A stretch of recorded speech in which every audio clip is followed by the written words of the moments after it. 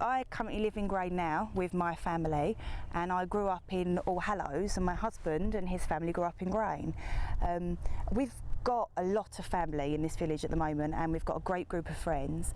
Our children go to the local schools. There's a lot of village community events that still go on regularly, and I'm quite often part of some of those events as well.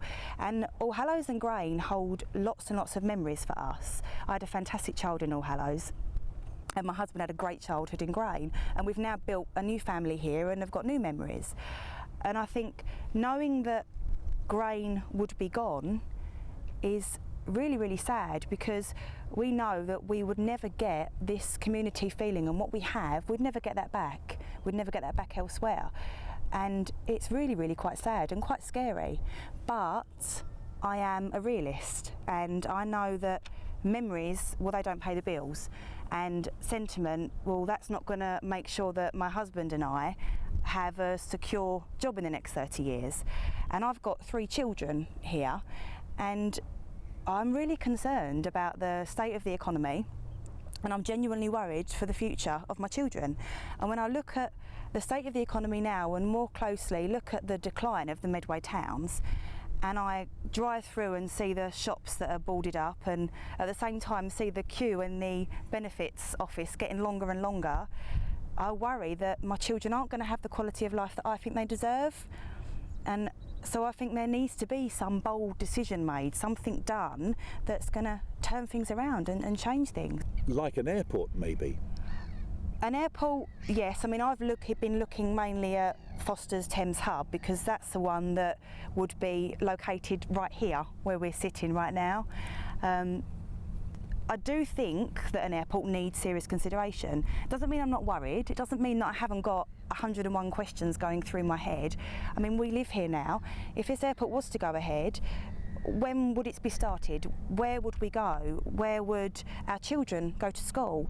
Would we be able to keep the jobs we've got? Would we fit in a new community like we currently do now? And all of those questions, obviously, make me quite anxious and make me quite worried, because my family would effectively be forced out if the Thames Hub were to get the go-ahead. But I do understand that sometimes sacrifices need to be made, and I'm always looking at what's going to benefit my children in the long term. And as far as I can see, this hub, if built here, would attract thousands of jobs to the area, not just at the construction stage, maybe 10, 15, 20 years, however long it takes to build, but also once the terminal is actually up and running and actually operational. Of course, you've got long-term jobs there too. And it's not just the airport that I can see. I look at the businesses that would actually be attracted to the area. Businesses would want to place their headquarters in the near vicinity, and you'd have shopping centres and hotels all built here. And to me, I just see jobs right throughout construction to throughout actually running these actual places. And I know that there's concerns that these jobs aren't going to go to the locals and even to people in this country, controversially. But then I think to myself, well, okay, then let's do something. Let's ask the government, let's ask Lord Foster and say, let's make sure that somehow the people in this area and the people that do need the jobs do benefit from this hub, and there is a percentage that goes to them and they're not left out.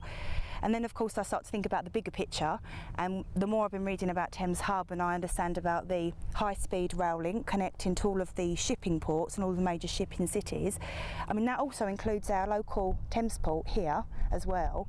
I know that it's going to increase trade and make it more efficient within this country, within Europe, worldwide.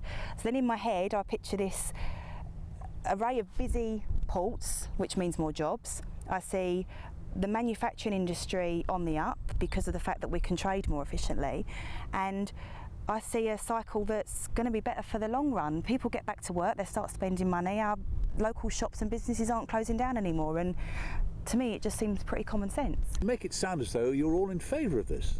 I understand it sounds like I'm in favour of this hub, and the more I look at the statistics and the more I see, which is one of the things that's been going around locally, is the rise in unemployment, especially in youth in the southeast.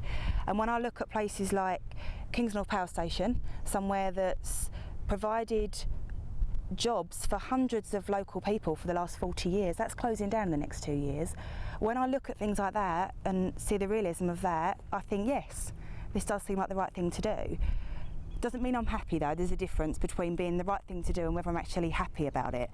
And I'm not just going to walk along and say, here you go, there's my keys. That's not the way it's going to work, because we've got to go and somehow start a new life somewhere else, and we're giving up everything that we love and everything that we know and our whole community and our whole life, the generations of history here, effectively for the benefit of the UK. And when you look at it like that, it seems quite unfair. But for those of us, I think, that are prepared to look to the future, that are doing this for our children, that are going to go without a fight, whether they be people that own their own houses, whether they have a mortgage, whether they rent or whether they're council tenants, those people need to be treated with the generosity and compassion that Lord Foster talks about in his speech.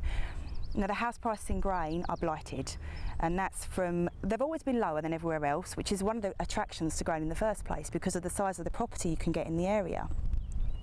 But with the constant threat of an airport, with the ever-growing gas terminal that's right on our doorstep that's getting bigger and bigger, there's threats of a toxic waste tip being put in the village, we're never really going to get the same size house if we was to go elsewhere.